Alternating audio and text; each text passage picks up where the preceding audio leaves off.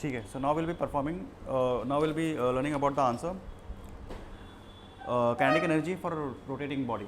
Okay, the object is performing rotational motion. Now first of all we'll be considering a rigid object.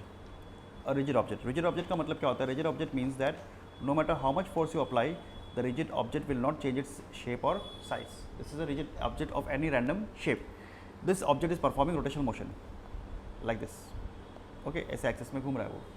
And the axis of rotation is this. This is the axis of rotation. It is passing through any point in the body. Okay, and it is moving with a particular angular velocity. That angular velocity is given by what? It is given by omega. This is what this is, omega. Okay, and we have been told to find the kinetic energy of the rotating body.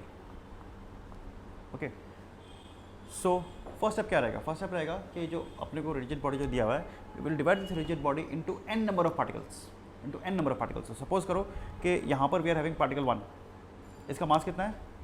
m1, और इसका centre से distance कितना है? r1. फिर यहाँ पर क्या है? यहाँ पे पार्टिकल m2, और उसका डिस्टेंस से रेडियस कितना है? उसका डिस्टेंस से रेडियस है r2. In the very same manner we are m3, m4, m5 order till कहाँ तक का? Till last particle mn. Last particle अपना कहाँ पर है? यहाँ पर mn, mass of the nth particle, और उसका डिस्टेंस कितना रहेगा from the centre? rn, radius of the nth particle. ठीक है. So what I have done is that I have reduced my rigid body into n number of particles, and I have assumed their masses to be m1, m2, m3 and distance to be r1, r2, r3 respectively. Okay, now we'll apply the formula for velocity. Okay, अब यहाँ पे जो particle है m1 having distance r1, उसका velocity का formula क्या रहेगा? Now this particle is performing what?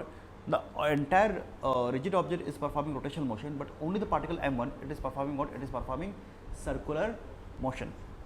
Okay, एक जो ऑब्जेक्ट है जो रोटेशनल मोशन परफॉर्म कर रहा है, उस ऑब्जेक्ट के अंदर जो टाइनी पार्टिकल्स है, these particles are performing what? They are performing circular motion. Okay, so the formula for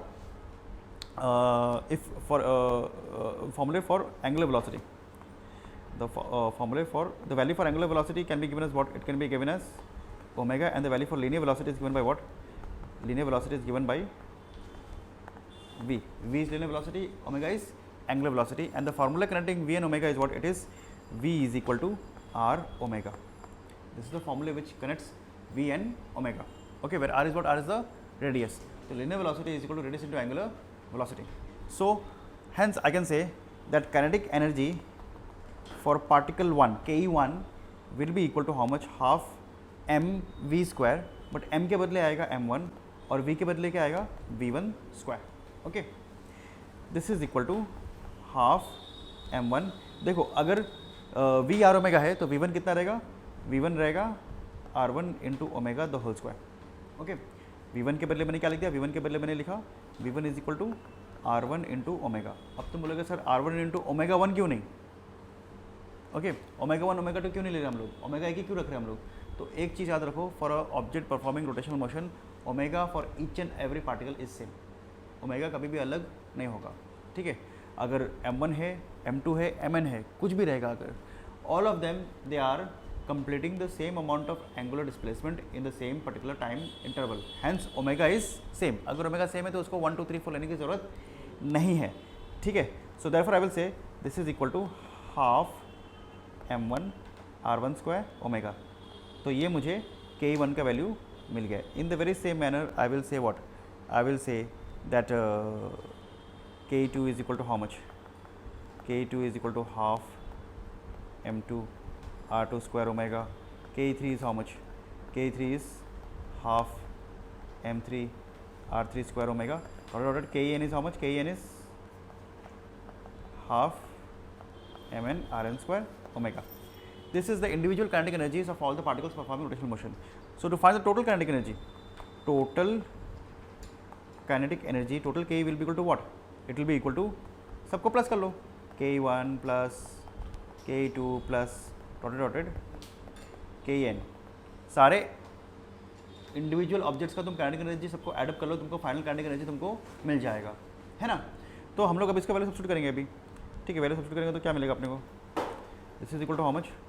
k1 is half m1 r1 square omega, k2 is half m2 r2 square omega plus K N कितना है, half M N R N square omega. अब सबके अंदर half और omega constant है, तो मैंने half omega क्या है, क्या मैंने बाहर कांस्टेंट निकाल दिया। This is equal to half omega, क्या बचा, M one R one square plus M two R two square plus dotted M N R N square.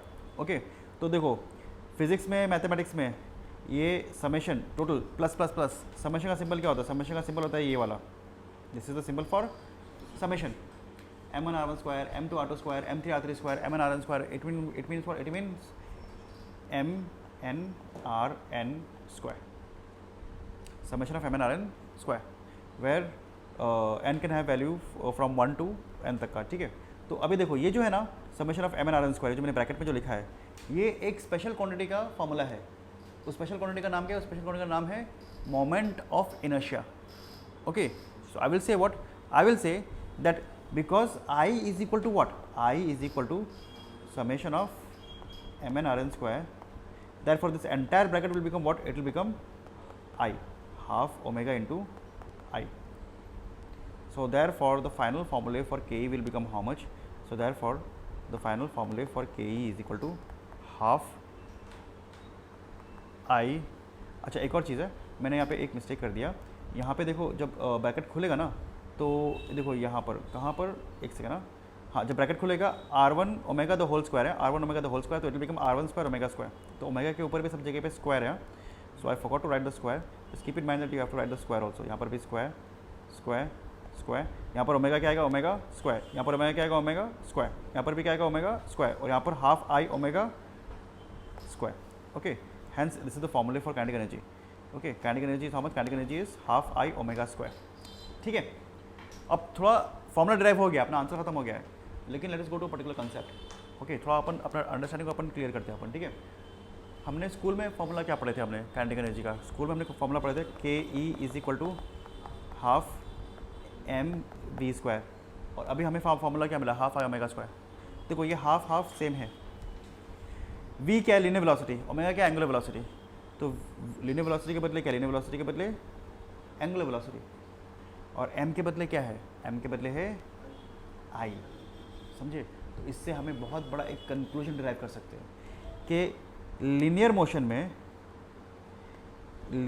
में जो काम मास करता है, रोटेशनल मोशन में वही काम क्या करता है, वही काम करता है moment of inertia. So moment of inertia I plays the same role in rotational motion as mass plays in linear motion, ठीक है। तो तुम लीनियर मोशन के जो जो फॉर्मूले में जहाँ पर मास आता है ना, रोटेशनल मोशन में वही सब फॉर्मूले में मास के पहले तुम क्या डाल दो, मास के पहले डाल दो मोमेंट ऑफ इनर्शिया आई, ठीक है, fine. So we have finished a very short and a very simple answer, kinetic energy for rotational motion, ठीक है, थैंक यू।